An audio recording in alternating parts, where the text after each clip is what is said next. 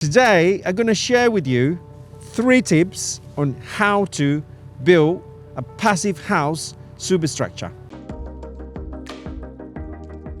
Tip number 1, guys, make sure you have a ground investigation report, okay? Thorough ground investigation report, okay?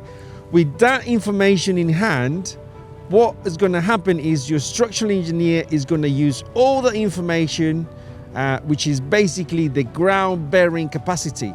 And based on the ground bearing capacity, he's going to go and do his magic. He's going to do his structural design for you to build. Okay. In this scenario, in this building my own house, I decided to do 2 boreholes. And my lesson that I learned is that I should have done more. I'll tell you why, okay? I did 2 boreholes exactly where I'm stood right now. That is where the house is going to be. And I didn't do a borehole right next to it, which is where the annex is going to be. Surprise, surprise, when we came to do the groundworks, the groundworks company find out that we had much better ground on that side, okay? So that means that we didn't have to use a stick slab as we needed to start with.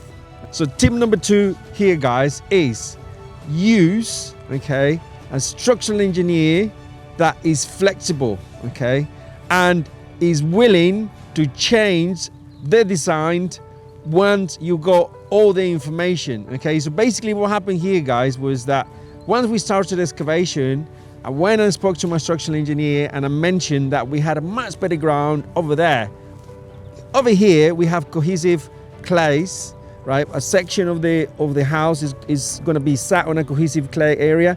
So what we decided to do was get rid of some of the soft clay and replace it with hardcore, with recycled aggregate. And what we decided to do is completely redesign the structure. We went from a 250 mil slab down to 150 mil slab, okay?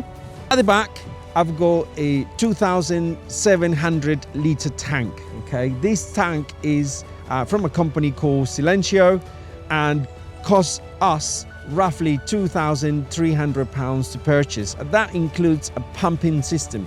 And what the tank does for us is collects all the rainwater, all right? It's going to be mostly the roof that's going to collect the water, clean water, and going to store it in the tank, right? Once the tank is, the water is collected in the tank, that water is going to be used for laundry, and that water is going to be used for toilets. So there you have, that is the second advantage.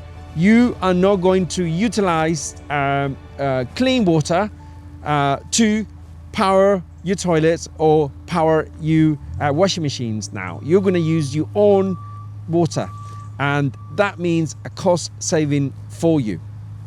If you want more information about what we do as a company, please check our website www.assetsforlife.co.uk and stay tuned. We got more content for you coming soon.